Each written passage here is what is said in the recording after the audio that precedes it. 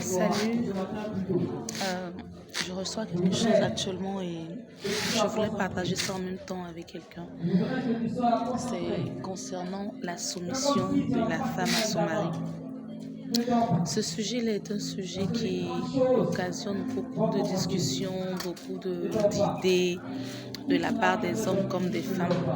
Mais j'étais là en train d'observer des jeunes en train de louer le Seigneur et mon esprit s'est un peu égaré. Le Saint-Esprit a commencé à me parler. Quand je dis égaré, ça veut dire déconnecté de ce que j'étais en train de faire.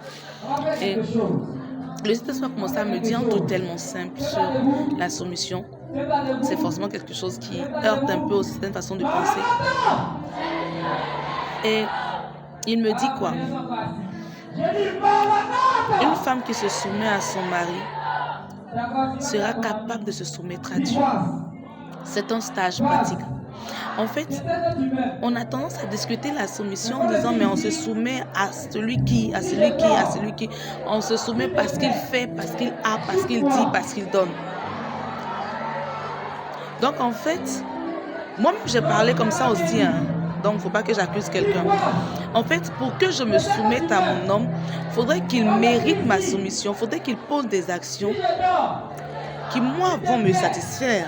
Donc, ils vont me pousser à me soumettre à lui. Pourtant, avec Dieu, il y a tellement de choses qu'il nous demande de faire, il y a tellement de choses qui se passent et qui ne nous arrangent pas en fait. Si tu n'es pas capable de te soumettre à ton mari que tu vois, pourras-tu être capable de te soumettre à Dieu que tu ne vois pas physiquement? Question. En fait, on ne nous demande pas de nous soumettre à ce qui nous arrange. Waouh, j'aime pas. On ne nous demande pas de nous soumettre à ce qui nous convient. On nous demande d'avoir la capacité de nous soumettre même à ce qui ne nous convient pas. Et quand tu as réussi ça, tu verras qu'en réalité, il te sera tellement facile de te soumettre à Dieu. Quand il te dira pardonne, quand il te dira supporte, quand il te dira donne alors que tu n'as pas envie de donner, pardonne alors que tu n'as pas envie de pardonner, pose telle action alors que en réalité, ça ne marche pas. Mais parce que tu es quelqu'un qui a la nature de la soumission, tu te soumettras à Dieu. Et pour toi, jeune fille ou jeune dame qui dit que tu es soumise à Dieu, tu ne peux pas être soumise à Dieu sans être soumise à ton mari. Le Seigneur est en train de faire des bouleversements dans ma façon de comprendre, de voir les choses. Je ne sais même pas si je dois dire je suis ou j'étais, mais je suis le genre de personne dans certaines situations à dire que la soumission vient de soi. Un homme qui aime sa femme, parce que la Bible a demandé à l'homme d'aimer sa femme, à la femme de se soumettre. Un homme qui aime sa femme, qui en prend soin, en tout cas qui la met dans de bonnes conditions, elle n'aura pas de difficulté à se soumettre. C'est pas un mensonge, c'est une vérité. Mais la vraie vérité est que nous ne devons pas attendre.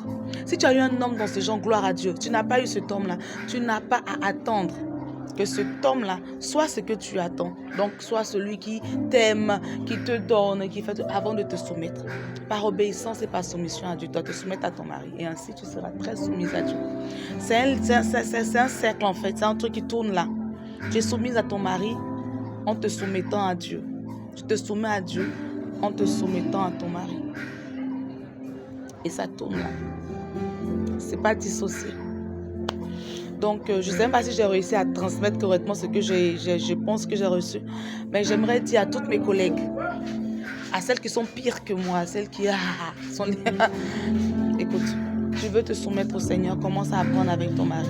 Ah oui, parce que là, je ne vais pas te mentir. Le Seigneur permettra qu'il te présente des choses qui vont te faire tellement mal, qui seront tellement difficiles. Et il voudra que tu te soumettes malgré ça. Il demandera que tu te soumettes. Tu vois?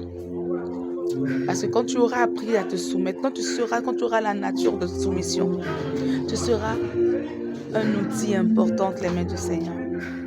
Joyeuse Pâques à toutes les femmes mariées. Joyeuse Pâques à toutes les jeunes filles.